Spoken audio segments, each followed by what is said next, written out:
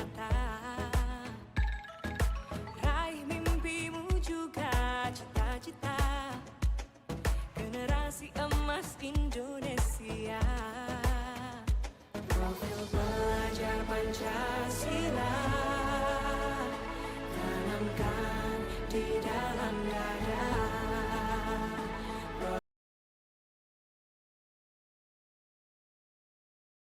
Selamat siang Bu Nur. Ya, baiklah, sebelum saya melakukan wawancara, saya akan memperkenalkan diri terlebih dahulu. Perkenalkan, nama saya Binda Nabila, DGP Angkatan 9, asal SMK Negeri 3 Tanjung Pandan. Hari ini saya akan mewawancarai Bu Nur Asia. Mungkin Bu Nur Asia bisa memperkenalkan diri terlebih dahulu. Baik, perkenalkan, nama saya Nur Asia. Saat ini saya ditugaskan di SMK Negeri 3 Tanjung Pandan belajar di studi bahasa Inggris dan juga mendapat tugas tambahan sebagai wakil kepala sekolah di bidang siswa. Dan sebelum ini saya juga pernah mendapatkan tugas tambahan sebagai PLT Kepala SMK Negeri 3 Tanjung Pandan. Baik Ibu, hari ini saya akan meminta waktu Ibu untuk mewawancarai tentang dilema etika. Apakah Ibu tidak keberatan? Siap tersedia. Baiklah, untuk pertanyaan pertama, selama ini bagaimana Ibu dapat mengidentifikasi kasus-kasus yang merupakan dilema etika atau rujukan moral? Baik. Dari kasus-kasus yang ada, kita bisa melihat dulu apa saja yang bertentangan dalam kasus ini. Apakah itu kebenaran melawan kebenaran, apakah itu kebenaran melawan fakta. Kalau dia benar melawan benar, maka itu dia yang fakta, ada yang dia kebajikan, itu kemudian kalau dia melanggar hukum legal, maka itu termasuk rujukan moral. Jadi kita melihat apa saja yang bertentangan dengan kasus ini. Baik Ibu, untuk pertanyaan selanjutnya, selama ini bagaimana Ibu dapat menjalankan pengambilan keputusan di sekolah Ibu, terutama mengenai kasus-kasus di mana ada dua kepentingan yang sama-sama benar atau sama-sama mengandung nilai kebajikan. Untuk dilema etika ini memang agak sedikit rumit karena keduanya hal yang sama-sama benar, sehingga kita harus menimbang dengan sangat baik, sangat hati-hati, sehingga keputusan yang diambil adalah hal yang menentukan pertimbangannya. Jadi yang perlu diperhatikan ya utamakan nilai kebajikan apa yang ada di situ, kemudian kita juga melihat apa aja yang bertentangan di dalam kasus itu, siapa saja yang terlibat di dalamnya, jangan lupa untuk menunjukkan data dan fakta. Kemudian kita juga menguji lagi, gunakan prinsip pengambilan keputusan, juga paradigma pengambilan keputusan, misalnya melihat apakah ini keadilan melawan rasa kasihan, kebenaran melawan kesetiaan, jangka pendek jangka panjang, individu atau masyarakat. Kemudian prinsip-prinsip pengambilan juga kita perhatikan, apakah ini prinsip berbasis nilai akhir, apakah rasa peduli dan lain sebagainya. Setelah itu uji lagi benar salahnya, apa benar melawan benar, kemudian kita pikirkan opsi dilemanya apa, kemungkinan keputusan yang lain. Setelah itu baru kita akan semakin yakin dengan sebuah keputusan, ambillah keputusan dan jangan lupa direfleksikan lagi sehingga kita yakin bahwa keputusan yang diambil adalah keputusan yang terbaik dan berpihak kepada publik. Baik Ibu, selanjutnya Kira-kira langkah-langkah atau prosedur apa yang bisa dilakukan selama ini? baik, langkah-langkahnya ya dimulai dari awal tadi ya, ketika kasus kita terima, kita lihat dulu ini dilema etika apa rujukan moral, yang melihat siapa aja apa saja yang bertentangan, kemudian dicari lagi siapa yang terlibat di dalamnya, lalu kita mencari kebenaran data-data, kemudian kita uji lagi dengan menggunakan paradigma pengambilan keputusan dan prinsip pengambilan keputusan. Kemudian kita menimbang kembali ini yang benar versus benar, apa benar versus salah, lalu pikirkan kemungkinan-kemungkinan keputusan terbaru yang bisa kita ambil, keputusan bersama, dan kita apakah Memang tidak bisa langsung kita ambil keputusan sepihak gitu, memang harus ada proses dan langkah yang harus kita ambil.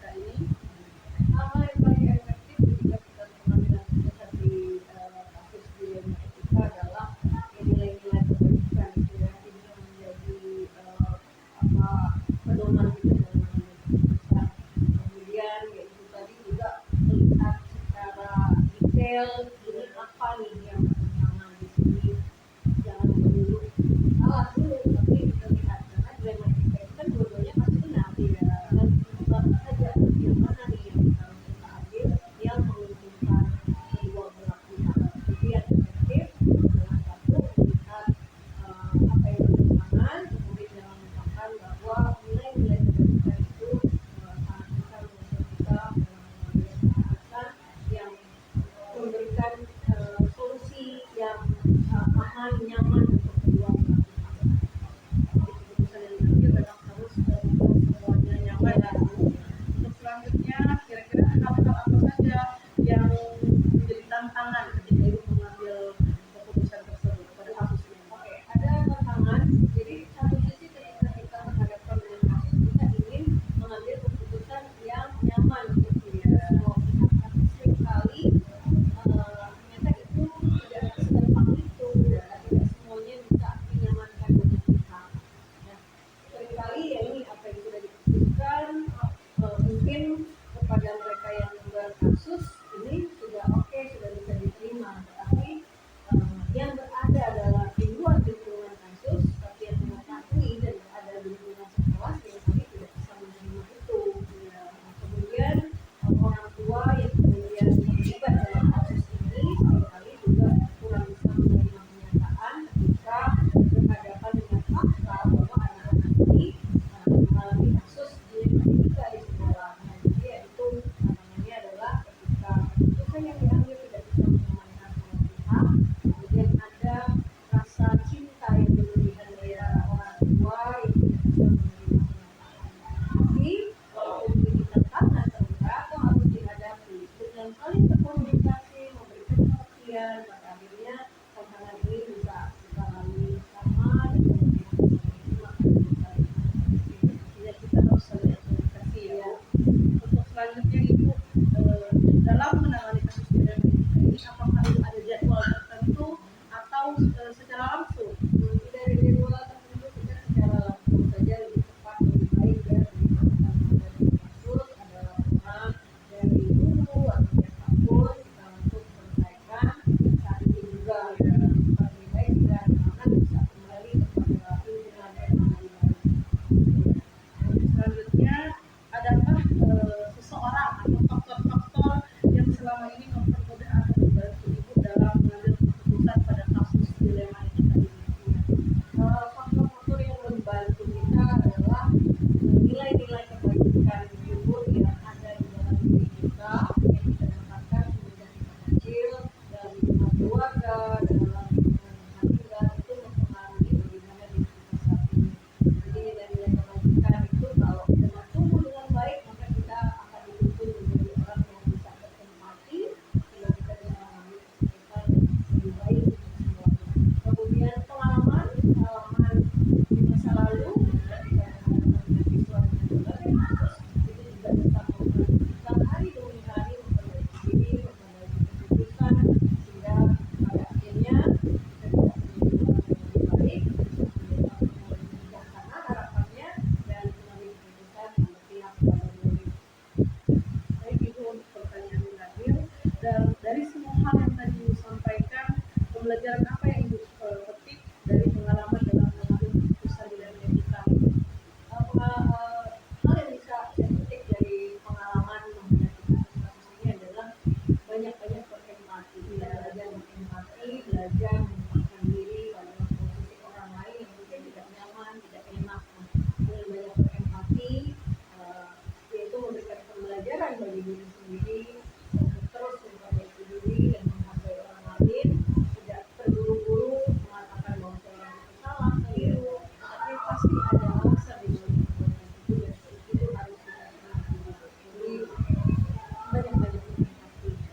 Jadi dari kasus ini yang saya dapatkan dari wawancara ibu kali ini yaitu kita memang harus bisa berempati dan menempatkan diri kita agar kita merasakan apa yang orang lain rasakan. Jadi itu saja ibu wawancara hari ini. Terima kasih atas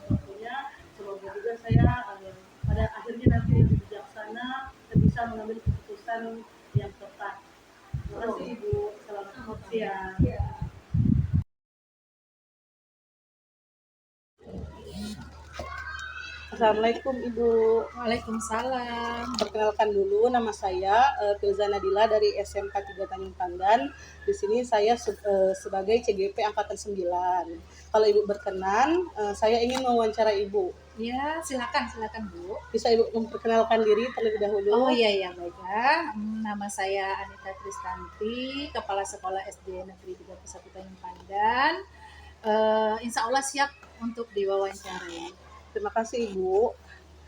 Baiklah, saya ingin menanyakan beberapa pertanyaan kepada Ibu sebelumnya.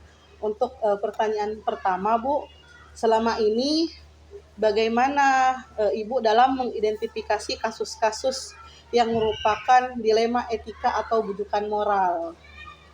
Baik, memang kalau sebagai kepala sekolah ini banyak sekali menghadapi beragam permasalahan dari luar maupun dalam sekolah.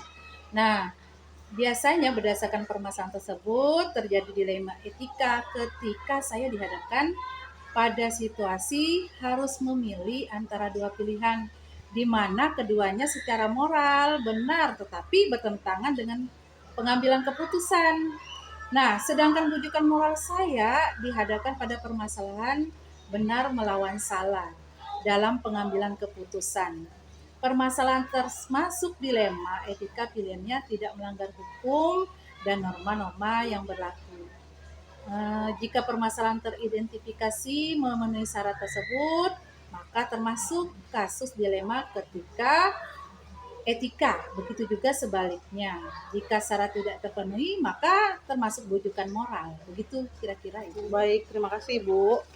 Untuk pertanyaan selanjutnya, selama ini bagaimana Ibu menjalankan pengambilan keputusan di sekolah, terutama untuk kasus-kasus di mana ada dua kepentingan yang sama-sama benar atau sama-sama mengandung nilai kebajikan? Ya.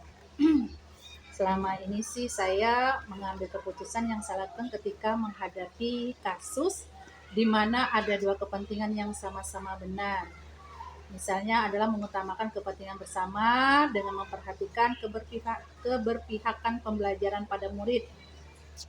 Keputusan yang akan saya ambil ketika sudah mendapatkan konfirmasi dari masing-masing pihak yang terlibat. Biasanya kasus yang diselesaikan pada tingkat bawah terlebih dahulu, Bu, sebelum ke saya sebagai kepala sekolah. Mulai dari wali kelas, kemudian wali kelas di sini kalau untuk SD itu berlaku juga sebagai guru pembimbing BK, bimbingan konseling. Nah, di situ dan kemudian menjadi bagian dari identifikasi kasus-kasus sekaligus menjadi pertimbangan dalam pengambilan keputusan yang sehingga nanti dapat dipertanggungjawabkan. Baik. Untuk pertanyaan selanjutnya Ibu, untuk langkah-langkah atau prosedurnya seperti apa yang biasa Ibu lakukan selama ini? Ya, langkah-langkah atau prosedur yang biasa saya lakukan adalah yang pertama mengumpulkan data dan informasi dari pihak-pihak yang terlibat dalam permasalahan. Selanjutnya, saya konfirmasi dulu dan konfirmasi dengan pihak-pihak tersebut dalam sebuah pertemuan. Pertemuan tentunya pertemuan yang intens. Kemudian pertemuan tersebut melibatkan guru, ya, terus pihak-pihak yang terlibat untuk memberikan masukan sebelum melakukan pengambilan keputusan. Nah, setelah semua pihak menyampaikan pendapatnya secara bergantian, barulah saatnya saya mengambil keputusan yang terbaik dalam bermusyawarah. Begitu, Ibu. Baiklah Ibu, ternyata memang cukup harus sesuai dengan langkah-langkah ya Bu. Iya, Selanjutnya, hal-hal apa saja yang selama ini Ibu anggap efektif dalam mengambil keputusan pada kasus-kasus dilema etika? Oke, hal-hal yang efektif dalam kasus pengambilan keputusan.